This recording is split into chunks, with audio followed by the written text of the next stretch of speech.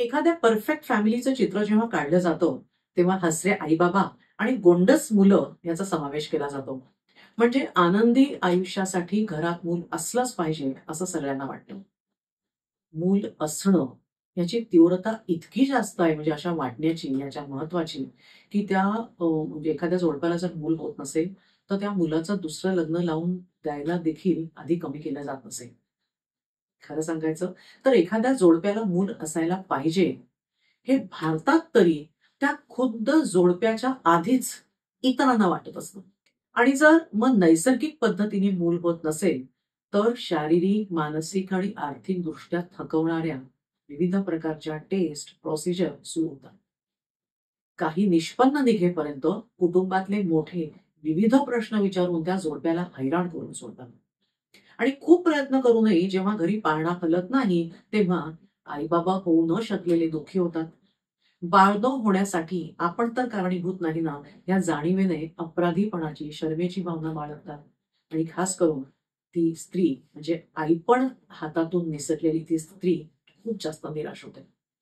नातवंडाची वाट बघणारे सगळे आजी आजोबा पण त्याच भावनेमध्ये असतात. पण आई बाबा होणं हे खरंच इतकं गरजेचं किंवा आवश्यक आहे का? किंवा पालक होण्यासाठी स्वतःच बाळ असणं हा निकष आहे का?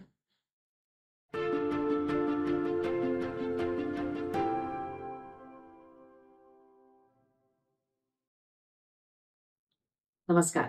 सायकॉलॉजी संडेजमध्ये मी डॉक्टर अनुराधा हरकरे. मी एक काउन्सिलर आणि सायकॉलॉजिस्ट आहे आणि माझ्यासोबत संपर्क साधायचा असेल तर डिस्क्रिप्शन बॉक्समध्ये लिंक दिली आहे.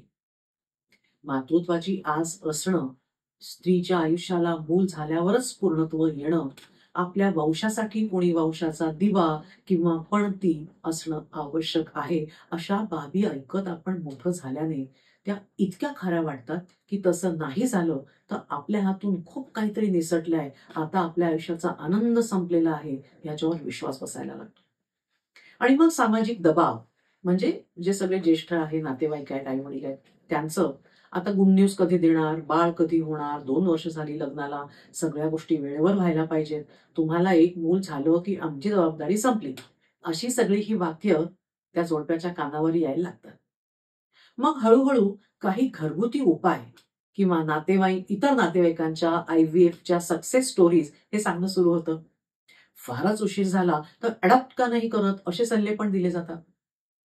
एखाद्या जोडप्याने आपल्याला मूल होऊ द्यायचं की नाही हा अत्यंत वैयक्तिक असणारा प्रश्न सगळ्यांकडून तो सार्वजनिक केला जातो. मूल नसलेल्या त्या जोडप्याकडे विचित्र नजरेने पाहिलं जातं. जे काही लोक तर इतक्या दुष्टपणाने वागतात, म्हणजे इतक्या दुष्टपणाने त्यांच्या त्या सो कॉल्ड त्यांच्या दृष्टीने कमतरता असण्याची इतकी आठवण करून देतात की एखाद्या बाळाच्या बारशाला किंवा कोणाच्या डोहाळ जेवणाच्या कार्यक्रमाला जेव्हा त्या बाळाला किंवा त्या बाईला ओवाळण्याची वेळ येते तेव्हा तिथे जर एखादी मूल नसलेली स्त्री असेल तर तिला कळेल नकळे या पद्धतीने टाळल्या जातं. पण अशा वागण्याने आपण समोरच्याच्या मनावर उरखडे उमटवतोय हे कळतच नाही. बरेचदा अपत्यविहीन नवरा बायकोच्या नात्यामध्ये ह्या कारणाने पराकोटीचा तणाव सुरू होतो. म्हणजे त्या दोघांनी खरं तर एकमेकांची जेव्हा खूप भावनिक सोबत करायला हवी तेव्हा ती एकमेकांची उणी काढल्या जातात. ज्या जगामध्ये ते दोघच असतात त्यांच्यात दुरावा वाढायला लागतो. उलट पक्षी या जोडप्याच्या आयुष्यामध्ये हेच दोघे असल्याने एकमेकांसाठी खूप छान मैत्रीचं गुळपीठ जमवायला काय हरकत आहे?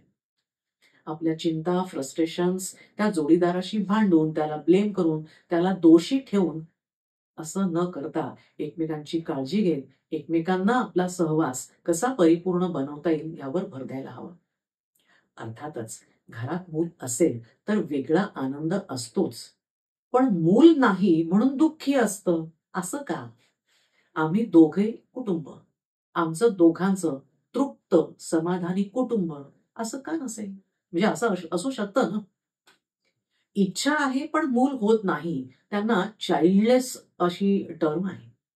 पण सध्याच्या काळामध्ये बरीच जोडपी बाय चॉईस चाइल्ड फ्री राहण्याचा निर्णय घेतात.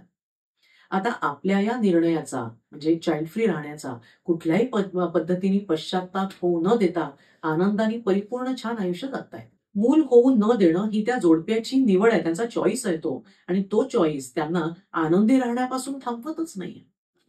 पण माझा प्रश्न असा आहे, की ज्यांना स्वतःची बायोलॉजिकल मुलं नसली, म्हणजे ही मंडळी, ही जोडपी आई-बाबा नसलीत, तरी पालक का नाहीत बरं? म्हणजे पालक का नसू शकतात ती?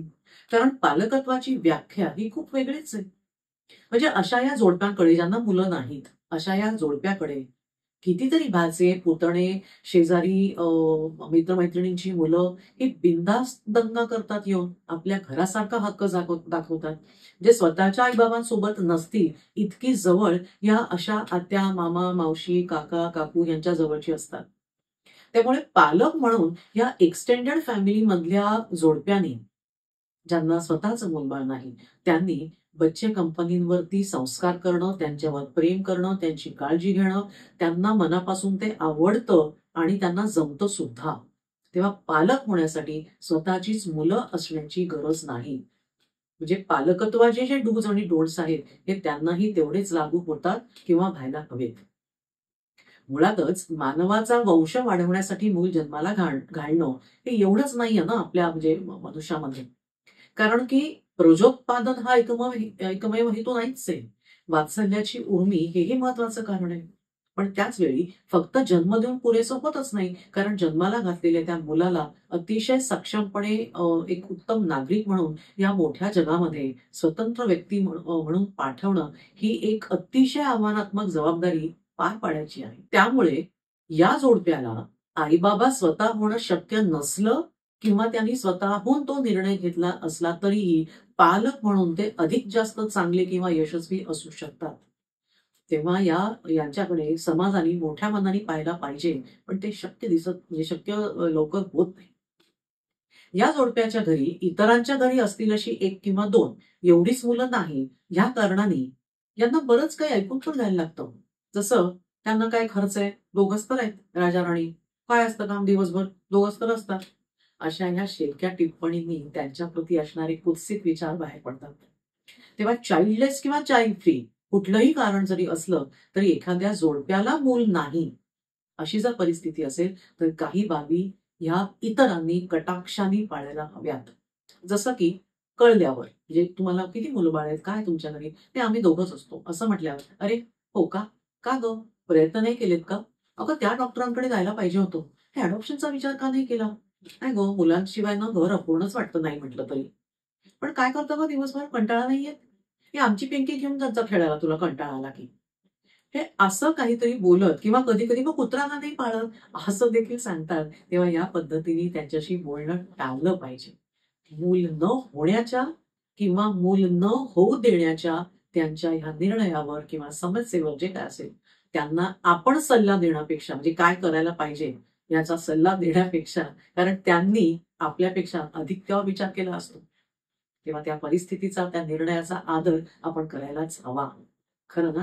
कारण की आई-बाबा असणाऱ्यांपेक्षा आई-बाबा नसणारे चांगले पालक असूच शकतात. खरं ना? तेव्हा आजचा व्हिडिओ कसा वाटला हे कमेंट बॉक्समध्ये नक्की लिहा. लाईक करा, शेअर करा आणि चॅनेल सबस्क्राईब करण्यासाठी सगळ्यांना सांगा. तुमच्या सक्सेस स्टोरीज छोटासा व्हिडिओ बनवून मला पाठवा. मी माझ्या चॅनेलवर सगळ्यांपर्यंत तो पोहोचवीन. त्याच्यासाठीची दुसरी लिंक, तुमच्या सक्सेस स्टोरी शेअर करण्याची दुसरी लिंक डिस्क्रिप्शन बॉक्समध्ये आहे. कारण तुमच्या सक्सेस स्टोरीमुळे इतरांनाही खूप छान प्रेरणा मिळू शकते. So stay tuned and thanks for watching.